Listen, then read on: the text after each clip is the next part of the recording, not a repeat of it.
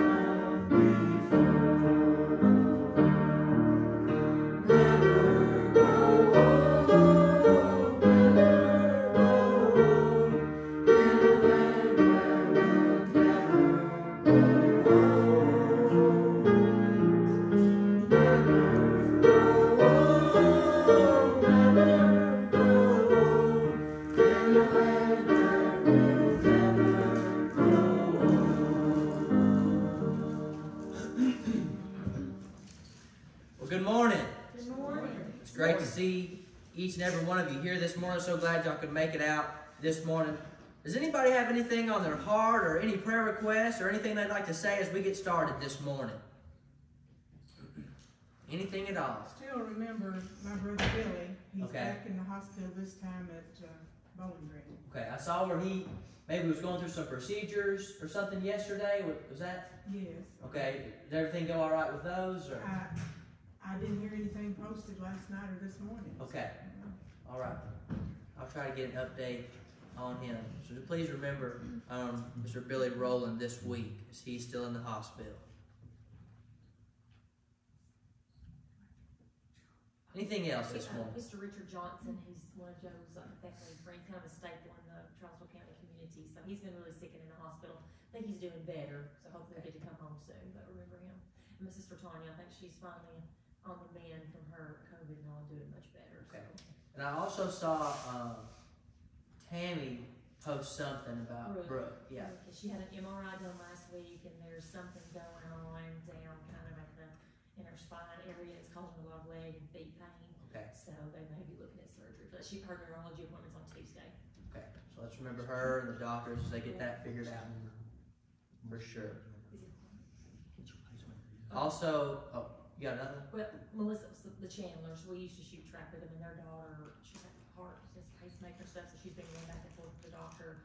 And I think she's good, but they still have lots of updates and stuff that they have to go back and make sure, that she's what, 16 maybe? Yeah, they Okay. replaced her pacemaker last week. Okay, so let's remember that family. Also, ask you to remember the Manions. Talked to them earlier this week. They are doing a lot better, but still just gonna trying on the back end of COVID, trying to get that whooped and taken care of. So remember them. Hopefully we'll get to see them here very soon. Also, ask you to remember Brother Ron, as he's still going through his situation and trying to get all that figured out and what their next steps are. So please remember him and Miss Brenda in your prayers. I know they would appreciate that. Anything else this morning before we pray? Derek, is Julie and Dustin good? I haven't spoken to them, Joe. Alicia will be with us. She ain't feeling too good. Okay. Okay, so let's remember her. I thought Julie and Dustin will be here, but yeah, I'm assuming they're not coming. Okay, let's remember her this week. Probably still need to pray for Miss Maggs too. She pray that she will get better and all healed up, and just remember her in your prayers. Need to also remember the lost. Need to remember our shut-ins. Need to remember our country and our leaders, that they would make decisions, look to God in their decisions, and lead us in a way that God would want this country to be led. Because I believe that's really the only way that we will see change, a lot of change that needs to be seen and that we would want to see, would be a country that looks to God in its endeavors. So let's remember them. Any others before we pray this morning? Brother Grover, you want to pray for these this morning? Dear Lord, thank you for the opportunity to be here today. Thank you for the blessings you give us, those you're about to give us. For all the requests that have been made this morning, Lord, pray that you will deal with them in ways within their best interest and within your will. Pray that we will accept your will, whatever the outcome might be. Those who are sick, Lord, pray that they get well, they will soon. Not they'll not suffer long. Pray for the caregivers, give them courage, strength, and good health to continue to provide care. Pray for our leaders around the world, especially those here in the United States, Lord. Pray that they will seek and accept your guidance. Pray for the people of America that will repent of our sins and turn from our evil ways. Seek your face and lower themselves, and pray that our land will be healed. And pray that we'll all realize that it's the only way that we will have healing and have peace on this earth. Thank you that you sent Jesus to provide salvation for us. Pray for other children, give him the message that we need to hear, and all those who are preaching, Lord, pray that they'll preach your word and your word only. Watch over us, care for us, give us our sin in Jesus' name. Amen. So now we'll move into a time of announcements. I don't have a ton of stuff this morning. Of course, we are having the shower for Amber and myself right after service this morning. Also, Amber hung a wedding invitation up on the board back there. So take a second, go look at it, snap a picture of it, whatever you want to do. There's a picture on the front, information, pictures on the back, pull it down, look at it, whatever you want to do. But she also hung the RSVPs up there. So if you can just grab one of those, get it filled out, say if you're coming or not, or how many people are coming with you. We'd love for you to do that. That way we got to get an idea on food and chairs and all that stuff. So we would really appreciate that. Another thing, I went to change the sign this morning, and I guess the wind had gotten the best of the glass. So you may notice that on one side it did get filled out, but on the other side the glass had come out, and so it's all in the back of my truck right now. And I was like, well, maybe they will hang up there. And so I got to putting them up there and got about halfway done, and a big wind come through, and there they all went out to the road. So I was chasing letters through the road. I did look before I crossed though, so there you go, Mom. Also, another note, very thankful to have my mom and sister here with us this morning. But so that's why there's letters on one side and not on the other. I told Grover, I stopped by a guy that I know. He fixes all of our mirrors and stuff if they get busted or if they come in busted at work. Replaces the glass. So I don't know if he does plexiglass or not, but I stopped by to try to talk to him this past week He wasn't there at that time, but I'm gonna try to get a hold of him this week and hopefully get that replaced and kind of get an estimate on what it'd take to fix that, or if it, whatever we got to do that. So I'm gonna try to figure that out. I think that's all I've got as far as announcements. Besides, please remember that business meeting has changed. It's not gonna be the first week of May. It's gonna be the last week of April. So we didn't have one because of Easter, and we're not gonna have one because Amber and I are gonna be gone the first week of May. So it's gonna be the last week of April for those two. So please keep that in mind and be prepared for that. Does anybody else have any other announcements this morning? Anything at all? Okay, we got any birthdays or anniversaries that we haven't done here yet?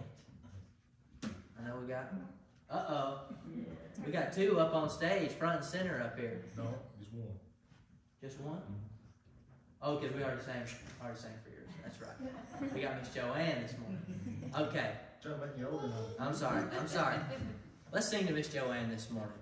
Happy Birthday to you. Happy birthday to you.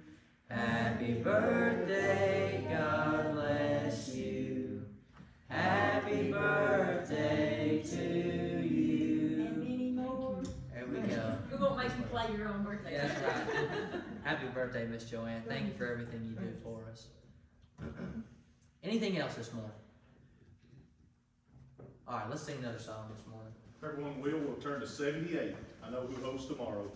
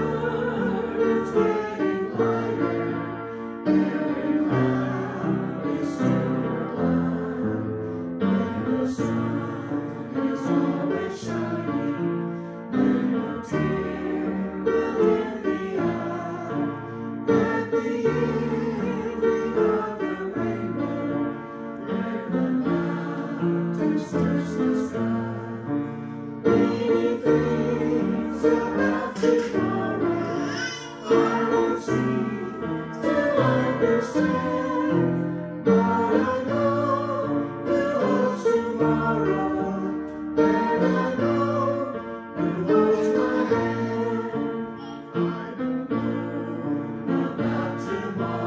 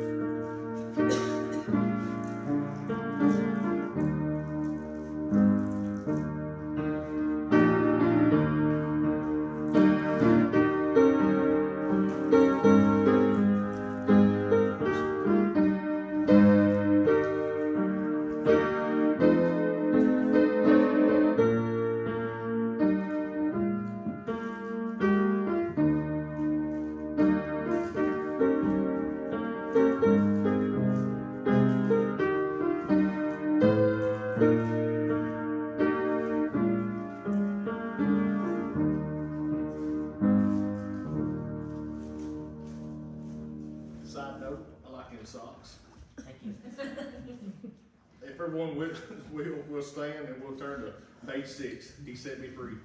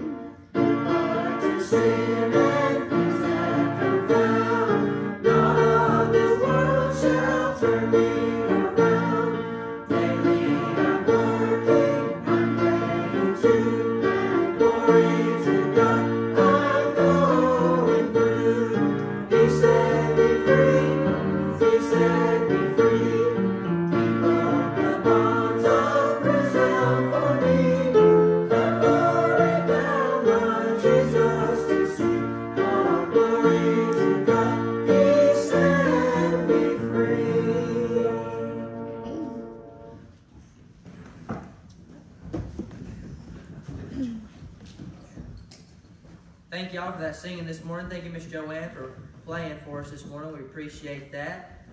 If you've got your Bibles with you this morning, you want to turn with me, turn over to Luke chapter 24. Luke chapter 24 this morning. This story that we're going to look at today, this is something we actually hit on a little bit last week in our Sunday school class. And I thought it had some good points, and so we're gonna dive into it this morning and see what God has for us over here in Luke chapter 24. And this morning we're gonna be thinking about focusing on God. Focusing on God this morning. So let's look, Luke chapter 24, and we're gonna be looking at verses 13 to 37. I know it's a little lengthy, but bear with me this morning. Luke 24, 13 to 37. And it says this, it says, "Now behold, two of them were traveling that same day to a village called Emmaus, which was 7 miles from Jerusalem. And they talked together of all these things which had happened. And so it was, while they conversed and reasoned, that Jesus himself drew near and went with them. But their eyes were restrained, so that they did not know him. And he said to them, What kind of conversation is this that you have with one another as you walk and are sad? And then the one whose name was Cleopas answered and said to him, Are you the only stranger in Jerusalem? And have you not known the things which happened there in these days? And he said to them, What things? And so they said to him, The things concerning Jesus of Nazareth, who is a prophet, mighty in deed and word before God and all the people, and how the chief priests and our rulers delivered him to be condemned to death and crucified him. But we were hoping that it was he who was going to redeem Israel. Indeed, besides all this, today is the 3rd day since these things happened. Yes, and certain women of our company who arrived at the tomb early astonished us when they did not find his body. And they came saying that they had also seen a vision of angels who said he was alive. And certain of those who were with us went to the tomb and found it just as the women had said, but him they did not see. And then he said to them, O foolish ones and slow of heart to believe in all that the prophets have spoken. Ought not the Christ to have suffered these things and to enter into his glory? And beginning at Moses and all the prophets, he expounded to them in all the scriptures the things concerning himself. And then they drew near to the village where they were going, and he indicated that he would have gone farther.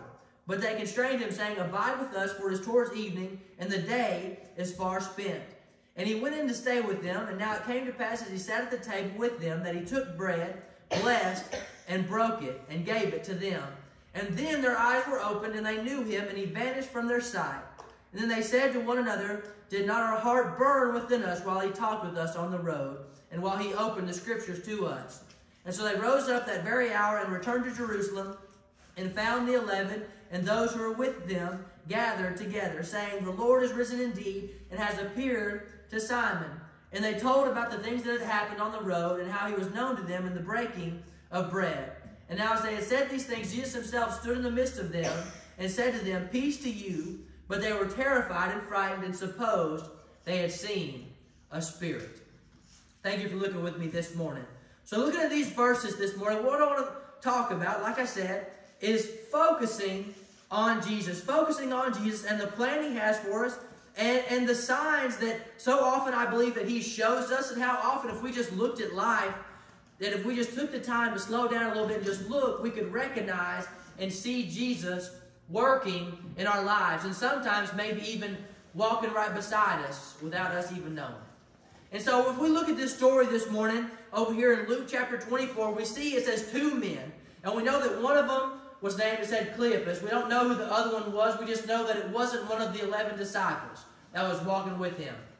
And they're going down, and they're walking to Emmaus. Now this right here in Luke 24, it tells us that Emmaus was about 7 miles from Jerusalem. But today, we don't really know exactly where it is. We don't know where Emmaus is today, or what they called Emmaus back then. It's probably just called something different today. But it's about 7 miles from Jerusalem.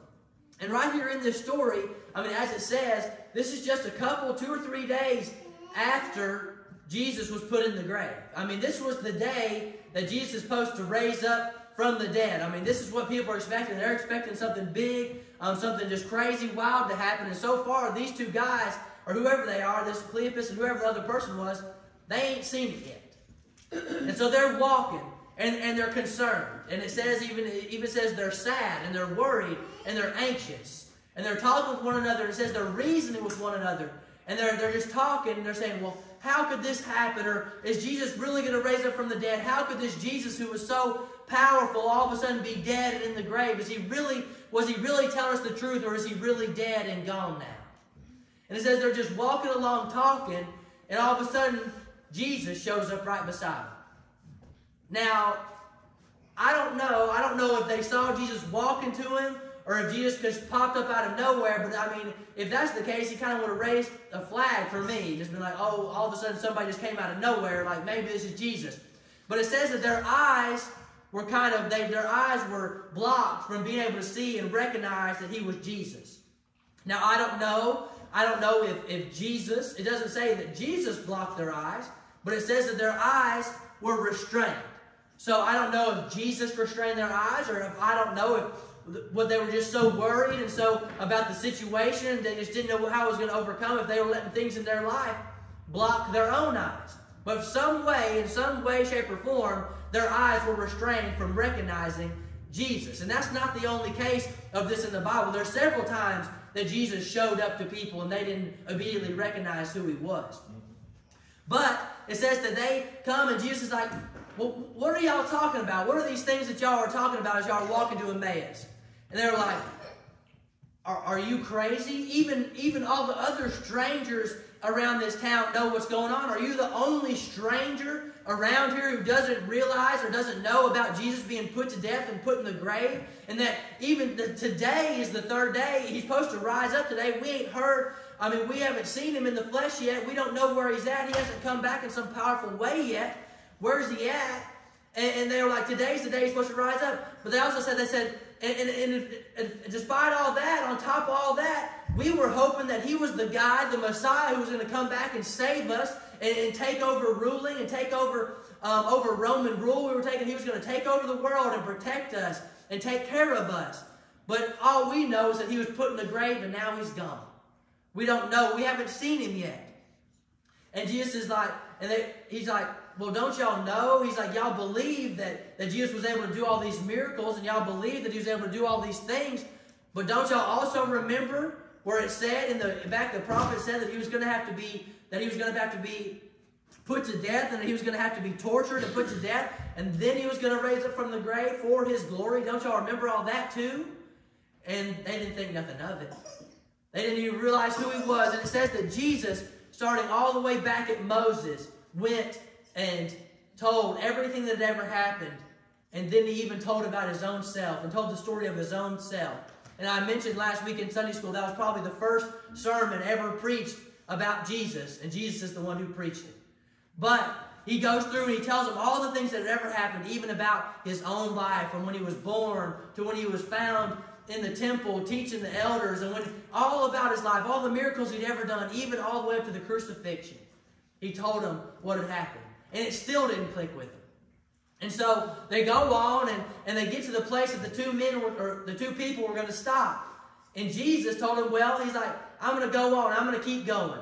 But at this time, I mean, if you think about it, it's probably not too safe traveling at night, going, especially by yourself, traveling at night. And they're like, no, stay with us. Come on, stay with us. Don't go on. Come in with us. You know, we've walked this far. Come in with us. And it says they all go in and they sit down. And it says that Jesus prayed over the meal, and he took the bread and he broke it right in front of them. And it says that he took the bread, he broke it, and he handed it to them. And as soon as he handed it to them, they realized who he was, and he disappeared. And then all of a sudden, these two guys, they're like, that was Jesus.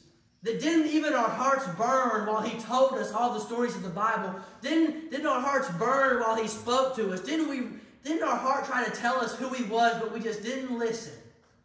And it says immediately they got up. The two guys who not too long earlier wanted to stop for the night, it says immediately that same hour they got up to run and tell the disciples who they had seen and what all they'd seen and what all they'd heard. And they go and they tell the disciples, they said, look, the women, they weren't lying to us. Jesus really is raised up from the dead. We saw him. He spoke us and he told us all these things. And it says even then, right that very second, Jesus showed up to them again. And the disciples saw him, and even though multiple people had told them that Jesus had risen from the dead, they still didn't believe it. They were like, golly, that's got to be a spirit. There's no way that's Jesus. It's still got to be a spirit. And so we look at this story this morning, and thinking about these things, I want us to think about focusing on Jesus. Because in this story, we see that Jesus was walking right beside these men, telling them all these things, and they didn't even realize who he was. And then even in the end of the story, as I just said, the disciples had heard over and over, even Jesus had told them, I'm going to raise it from the dead, I'm going to come back to you one of these days. He told them he was going to do it. And even though he told them that, and all these people told them that Jesus had risen from the dead and that they had seen him and seen the angels, they still didn't believe it. And they still just weren't quite convinced that he was alive. And still they weren't quite convinced that he was strong enough to raise up from the dead, strong enough to overcome death.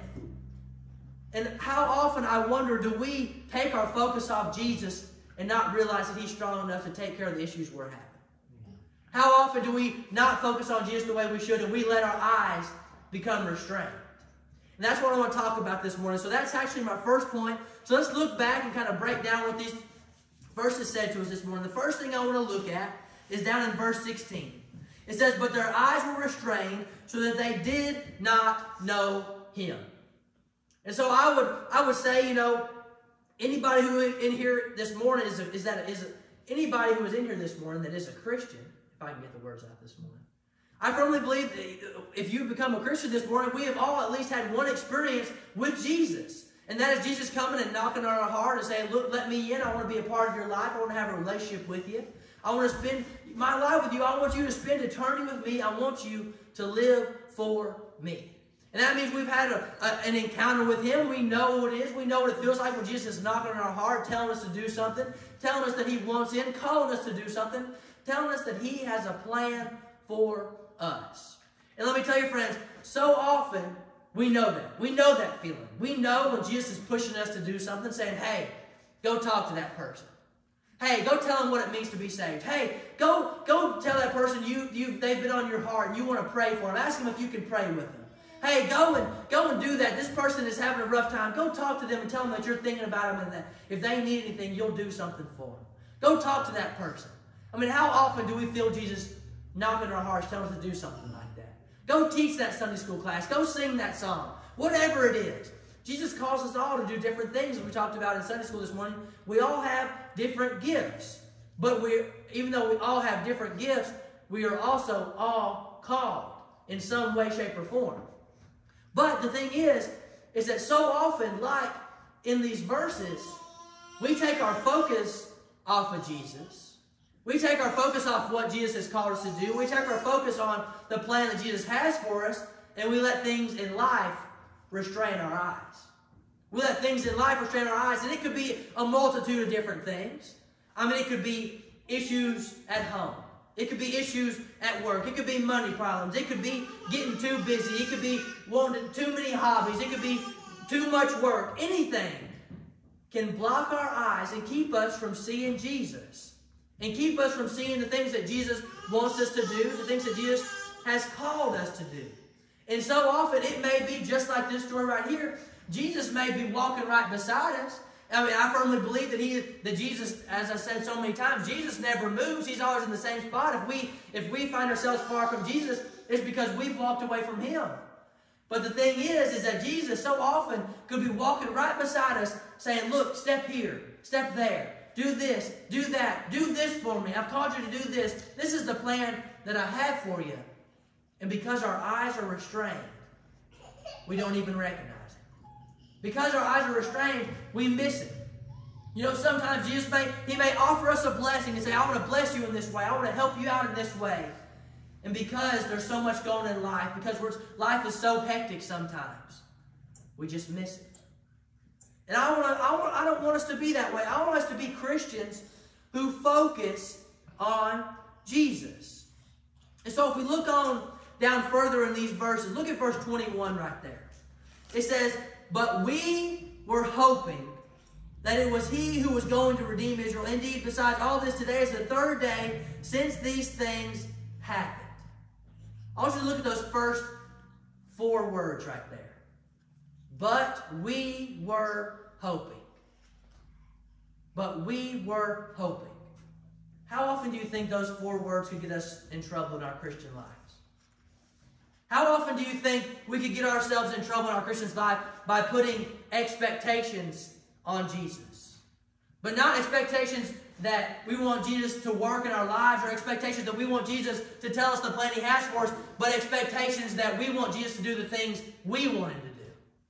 How often do you think we do that? How often do we think, well, they say in this book, they said, we were hoping that Jesus would come back and He would take over, and He would take over Roman rule, and He would rule the world, and He would help us, and nobody would be able to tell us what to do anymore, and He would take care of us. That's what those guys were hoping He would do. But that's not what Jesus came to do. And so often we as Christians, we can get ourselves in trouble like that today, and we put Jesus in situations and say, Jesus, well, I was hoping that you would heal my loved one. Why didn't you do that? You failed me, Jesus.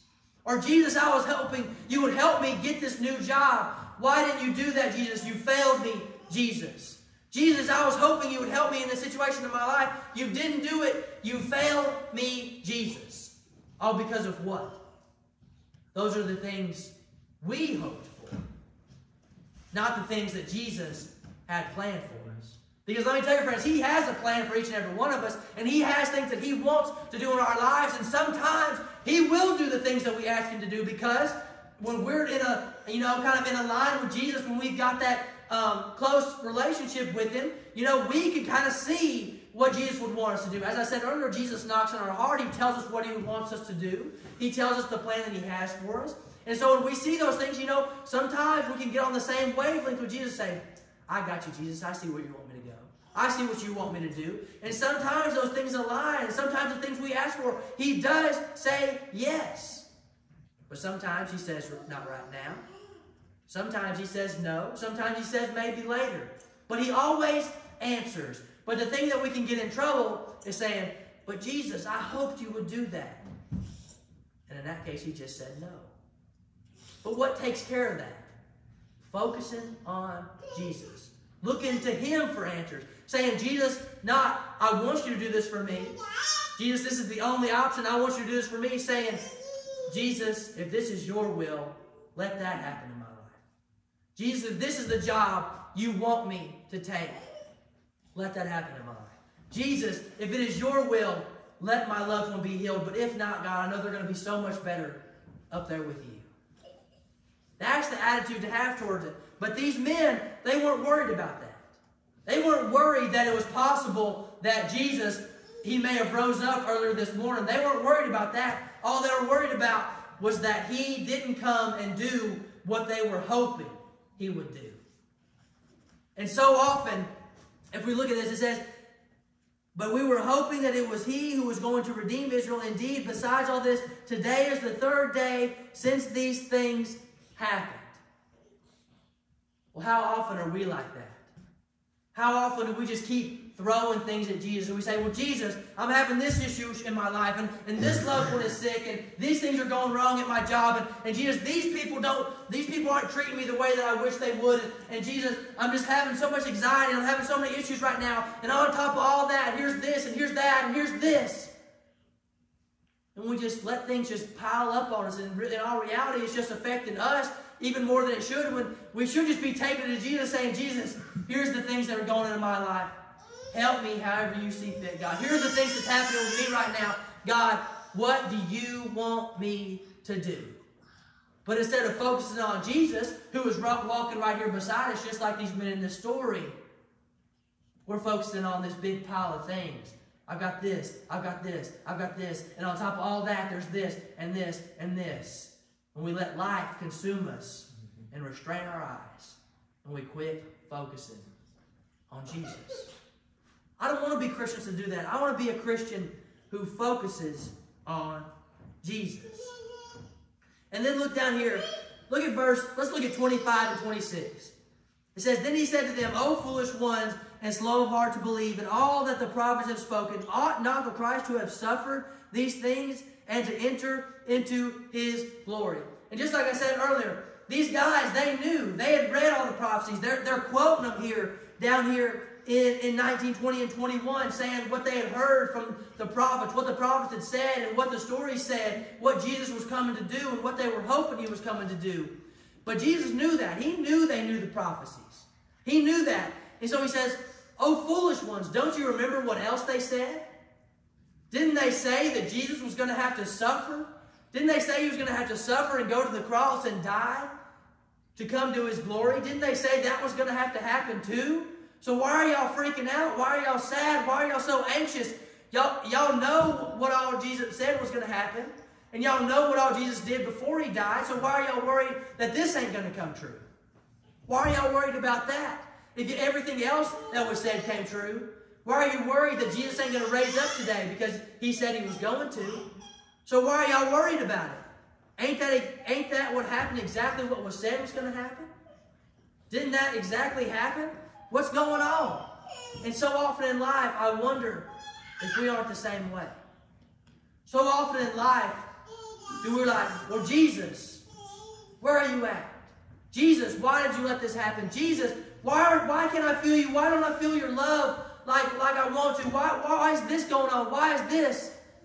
But so often we forget to go back and look at the scriptures. And Jesus says, I love you. Jesus says, I'll never forsake you. Jesus says, nothing can ever pluck you out of my hand once you're there. Jesus said, I'm going to come and I'm going to die for you. Jesus says, I will forgive you if you'll ask me. Jesus says, I want to be there for you if you'll let me. But so often we just forget everything that's happened in the past. Forget all the things that Jesus has done for us in the past. Forget all the things that Jesus brought us through in the past. And all of a sudden, this issue that's right in front of us is just too big for Jesus. All of a sudden, we think that what we're facing right now, Jesus can't handle it anymore, even though He did so many other things for us before. Even though He's done so many great things in this Bible, all of a sudden, the thing that we're facing right now is too big for Him. When if we would just stop and focus on Him and remember that there's nothing He hasn't seen, nothing He hasn't done, nothing He's not bigger than. Nothing that He can't handle. No problem that He's never seen. And if we would just stop and take a minute and focus on Him and wipe everything out of our eyes that are restraining us from seeing Him and the plan He has for us, realize that He's going to take care of us and be there for us. If you look down a little bit further in this story, look at verse 31 right there. Actually, let's look at 30. 30, 31, and 32. It says, "Now it came to pass as He sat at the table with them, that He took bread and blessed and broke it and gave it to them. Then their eyes were opened, and they knew Him, and He vanished from their sight. And they said to one another, Did not our heart burn within us while He talked with us on the road, and while He opened the Scriptures to us?" You know, those verses right there, I think, are another reason that we should focus on Jesus. Because I wonder how often Jesus kind of pointed out things to us. You know, we've had an issue in life, things were going on, something was wrong, something we couldn't get past, something was bothering us, we couldn't help but think about it all the time.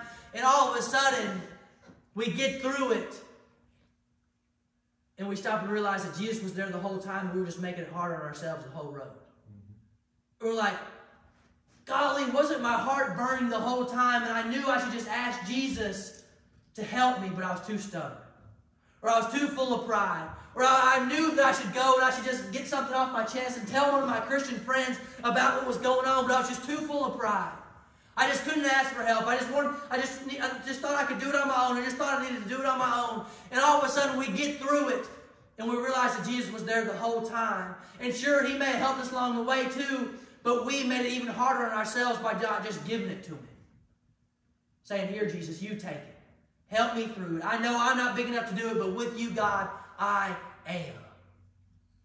How often do we do that? Just because something was blocking our eyes, something was restraining our eyes, keeping us from seeing Him.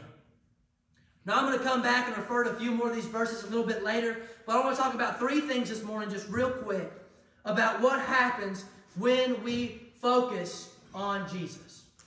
3 things that happens when we focus on Jesus. So the first thing that happens when we focus on Jesus is that Jesus helps us see past our circumstance. When we focus on Jesus, when we put our focus on Jesus, Jesus helps us see past our circumstance. If you'll turn with me this morning, turn over to 1 John chapter 4. 1 John chapter 4, farther to the back of the New Testaments rather. 1 John chapter 4, verse 4 is what I'm going to read this morning. 1 John 4:4. It says this, "You are of God, little children, and have overcome them, because He who is in you is greater than he who is in the world."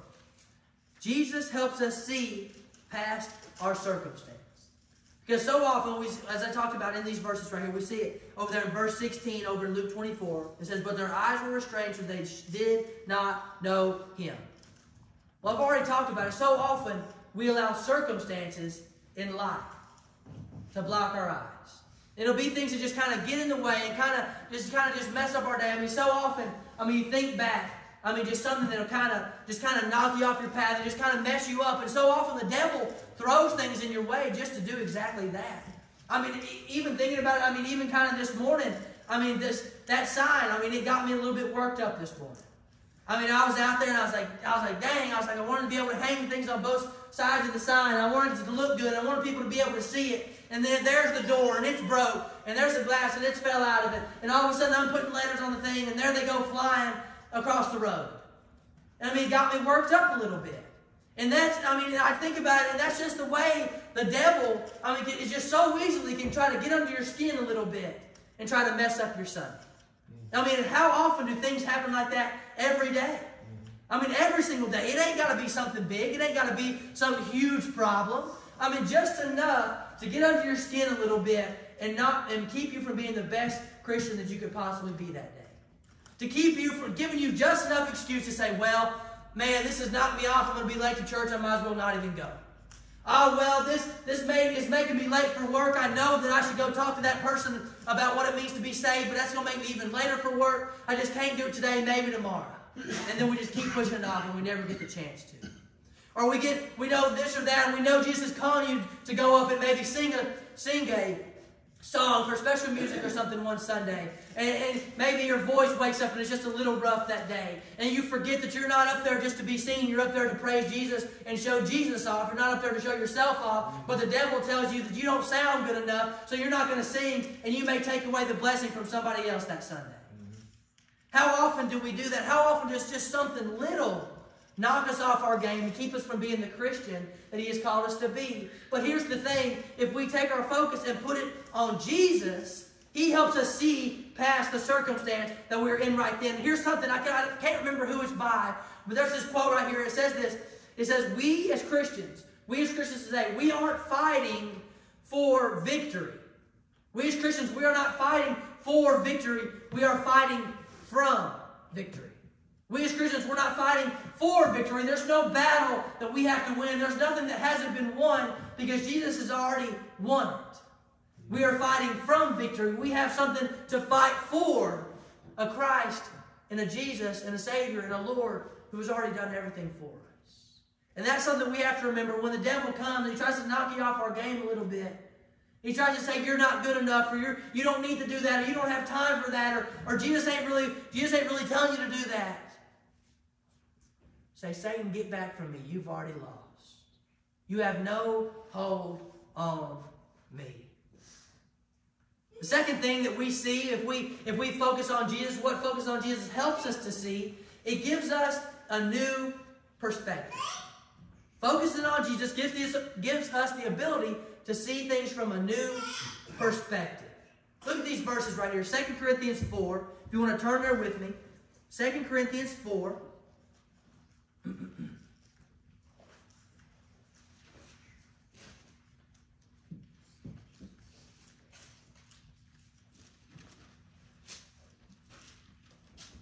I'm going to be reading verses 16 to 18.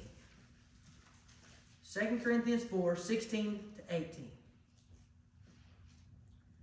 And it says this, 2 Corinthians 4, 16 to 18. Therefore we do not lose heart, even though our outward man is perishing, yet the inward man is being renewed day by day. For our light affliction, which is but for a moment, is working for us a far more exceeding and eternal weight of glory. While we do not look at the things which are seen, but at the things which are not seen. For the things which are seen are temporary, but the things which are not seen are eternal. Because let me tell you, friends, if we today look at things the way the world looks at things, it's real easy to lose your happiness pretty quick. It's real easy just to have a pretty negative life. If you look at the things the way the world looks at things, it's real easy to have a negative outlook on life. It's real easy to get down on yourself. It's real easy to get depressed, get anxious, get worried about things, get worried about money, getting worried about working all the time, thinking you have to have all these nice things, thinking you got to go and do this or do that to be important, thinking you ought to be doing this instead of being at church. All those things, it's easy to never feel good enough. It's easy to never feel like you can do enough. It's easy to feel like you can never have enough. The world, because the world is always telling you more, do this, do that. The world is always telling you you're not good enough. Because let me tell you, friends, if you look to the world for your worth, there's always going to be something better. There's always going to be somebody who's better than you. There's always going to be somebody who's better looking than you. There's always going to be somebody who's got a better job than you. There's always going to be somebody who's better. And if you look to the world for your worth, you're never going to find it. But let me tell you, friends, there's a Jesus who you were so worth to that He died for you. That's how much you are worth to Him. Look to Jesus for your worth. And if we look to Jesus, focusing on Him, looking for our new perspective. How many of y'all remember when you learned to ride a bike? I know it may have been a long time for some of you, but how many of you remember when you learned to ride a bike? I learned to ride a bike when we lived in Columbia. We lived in a subdivision, and right beside our house was a hill. Just not a big hill, just it had a little grade to it. And that's where my dad taught me to ride a bike. It was in the grass, so I didn't learn on the pavement, thankfully. We did have a large cul-de-sac with a huge hill going down from it, so I'm thankful he didn't put me out there, because that could have been some rough knees and elbows. But when I learned to ride a bike, I remember my dad, he took me out there, and I told him I wanted my training wheels took off my bike. And he took them off, and he took me over there to the hill right beside the house, and he would take me, and he would hold on to the handlebars in the back seat right behind me, and he would take me down that hill. And he would just show me, show me what the balance meant and where to find my balance and keep the bike straight up and down. And I remember we did that several times, and all of a sudden, the next time he says, all right, I'm going to turn you loose. And I started squalling, no, don't turn me loose, don't turn me loose. Because I knew I was going to fall down. I knew I was going to fall, and I wasn't as worried about my dad not being there because I knew, as soon as I fell, he'd be there to help me up and wipe me off. And I wasn't worried about him not being there, but I was worried about the falling part. I was worried about the failing part. I was worried about the bike falling over and possibly getting hurt, even though it wasn't on the grass. And I was little, so maybe you can understand that. But the thing was, is when all of a sudden I did that a few times, I was like, no, Dad, don't turn me loose. Well, all of a sudden, he turned me loose anyways. And of course, I can't remember right off how many times it took, but I'm sure I fell down a few times. I'm sure I messed up a few times. I'm sure I failed a few times. But here's the thing. Even though I kept messing up, even though I kept falling, even though I probably stained my pants or maybe scraped my knee a little bit, my dad was still always there. And through try and try and try again, I finally got it. I finally figured it out, and I was finally good enough. And I finally learned how to handle it. I finally learned how to ride a bike. I finally learned how to steer, how to keep myself balanced, how to pedal all at the same time. And let me tell you, friends, that so often it's the same with us with Jesus. So often we find Jesus and we know He's there and we have a relationship with Him. We know He's right there and He's teaching us how to walk the Christian walk. He's showing us how to stay balanced, how to steer, how to pedal. And all of a sudden He says, all right, I'm going to turn you loose. I want you to do this for me. I'm calling you to do this. Oh, I know, Jesus, don't turn me loose. I'm to start squalling. I'm going to mess up. I'm going to fail. I'm going to fall. I'm going to scrape my knee. Don't turn me loose, Jesus. I'm not ready yet. And all of a sudden, He turns us loose. And sometimes we're going to fail. Sometimes that Sunday school lesson ain't going to go exactly like you wanted it to. Sometimes that sermon's not going to turn out exactly like I want it to. Sometimes the song's not going to sound as good as you want it to. You might forget your words every once in a while. Sometimes the piano playing's not going to go as good as you want it to. Sometimes life ain't just going to go as good as you want it to. Sometimes talking to that lost person ain't going to go as good as you want it to.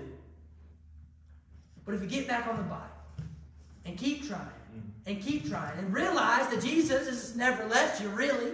He just gave you a little more responsibility. And He's never really left you, and He's still there to pick you back up, wipe your britches off, put a Band-Aid on that scraped elbow or knee, and realize that you're just getting stronger every time you go down that hill. You're just getting stronger. You're just learning. You're just getting better, because that's what it takes. Because it's like anything in life, if you don't do it over and over, you're never going to get great at it. You might be decently good at it. You might be talented at something. You might be blessed in some area and be naturally good at something, but you'll never be great if you don't practice and keep trying and keep learning. It's the same way in the Christian walk. We'll never be a truly great Christian if we don't step out and just ride that bike without training wheels every once in a while. You'll never be a truly great Christian if you just don't step out on faith. That's the new perspective. Don't worry that Jesus has turned loose of you. Just look at the hill, focus on the hill, and ride it out. Know Jesus may have turned loose, but He's not leaving you. He's not leaving you. The third thing that we can learn, that if we focus on Jesus, if we truly look at Jesus, we can see how great our God is. If we focus on Jesus, we can see how great our God is. Look at these verses over here in Isaiah 55. If you turn there with me. Isaiah 55, going to the Old Testament now.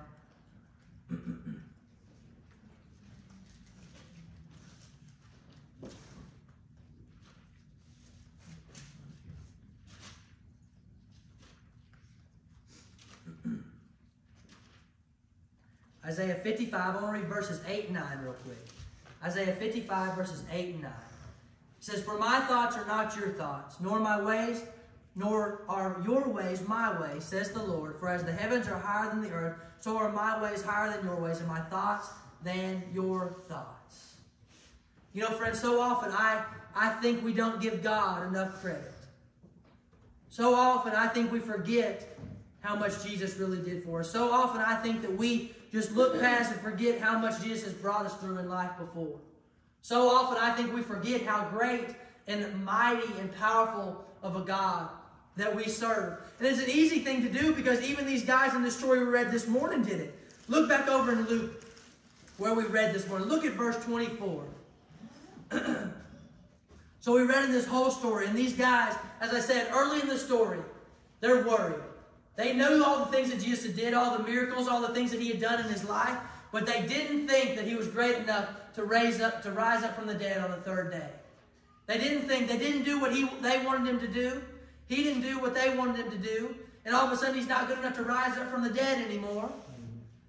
And here, they're saying all these things, and Jesus realizes what's going on. And if we look in verses 31 and 32, it says, Then their eyes were opened, and they knew him, and he vanished from their sight. And they said to one another, Did not our heart burn within us while he talked with us on the road, and while he opened the Scriptures to us? You see, these men had forgotten how great Jesus truly was.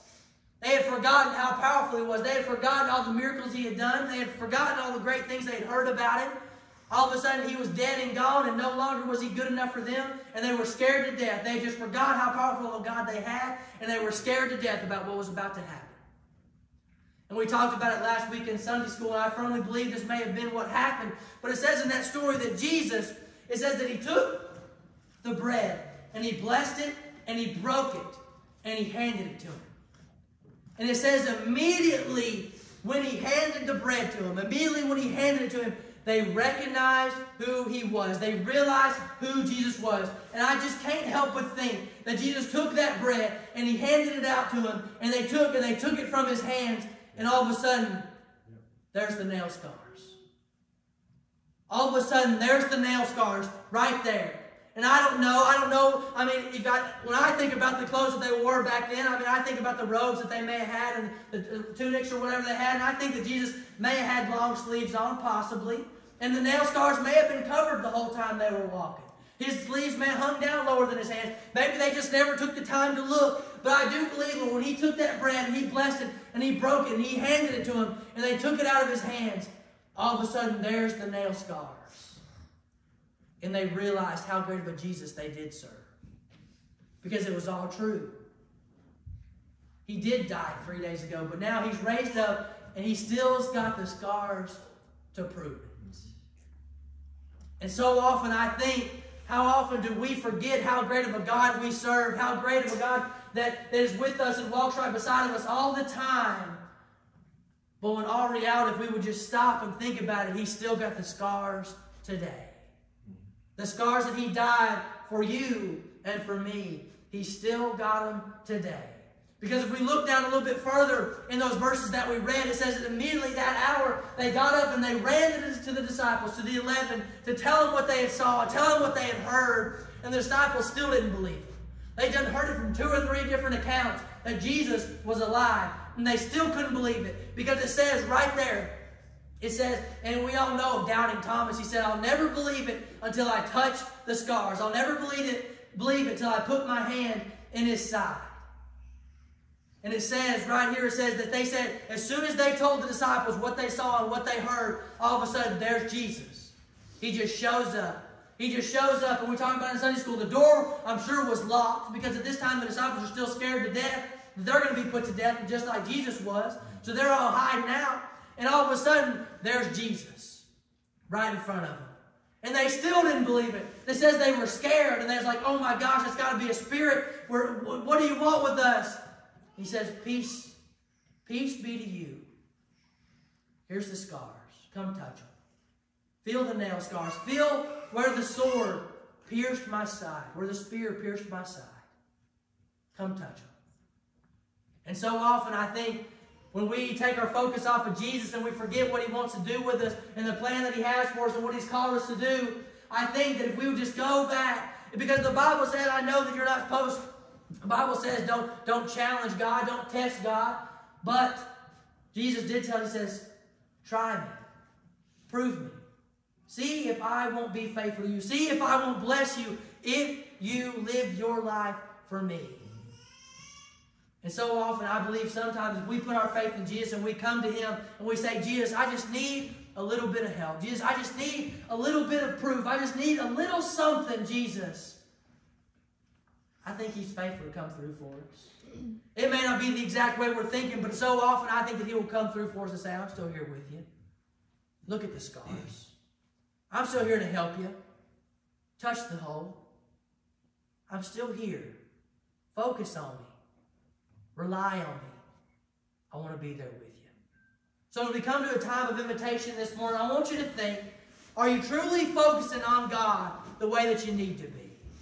Or sometimes do you just forget how great He is? Sometimes do you let your eyes be restrained by what's going on in life? It's easy to do. It's easy to get busy. It's easy to let things get in the way. So often do we let our focus fall away from Him. I hope not, because it's going to be the best Christian we can be. Like I said, we've got to focus on Him at all times to see the plan He has for us. Will you come this morning as we sing? Everyone will stand. We'll turn to 151, Where He Leads Me. First, second, last.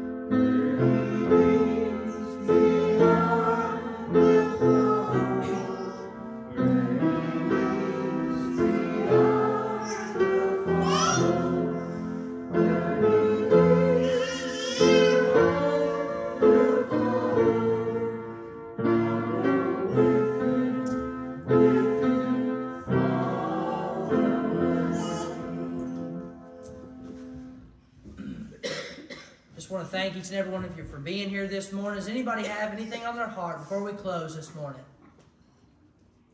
Anything at all? I have a question for you, Joseph. You, a couple weeks ago, you preached about Jesus riding the colt that had been unridden and all that. Prior to him going there, was that just like a pack mule, or was that something that he had sent there that he knew was going to be there? That's bothered me for 2 weeks at work. No, he didn't. I mean, Jesus knew, but nobody else knew. I mean, the guys who owned it knew. But what it was, it says in the Old Testament, it says that to fulfill the prophecy, it said it had to be a colt and its mother. And so it doesn't. It could have been a mule. It could have been a donkey. It could have been a horse. I don't know. Probably a donkey, I'd say. Maybe even he rode to Bethlehem when he was before. He wasn't riding. He was in his mom's stomach still. But he rode to Bethlehem on a donkey. And it may have been even to fulfill that he was riding to the cross on a donkey. I've never even thought about that till you asked that. That's pretty neat. But yeah, he didn't He knew where it was. The disciples didn't know until they were told to go get it that it was there. But Jesus knew that to fulfill the prophecy, he had to ride in Jerusalem on a donkey. So, yeah, it's a neat story. It's a neat story. Anything else this morning?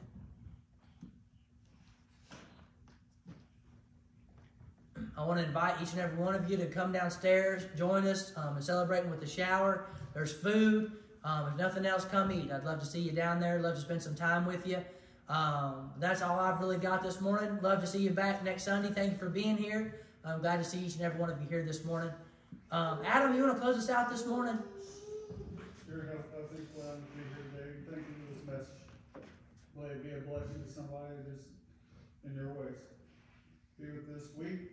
Everybody's travels, keep them safe. And be with Brother Joseph, Brother Amber, as they go down there to and work on their food. All these things we ask in your name. Amen. Amen. Should guys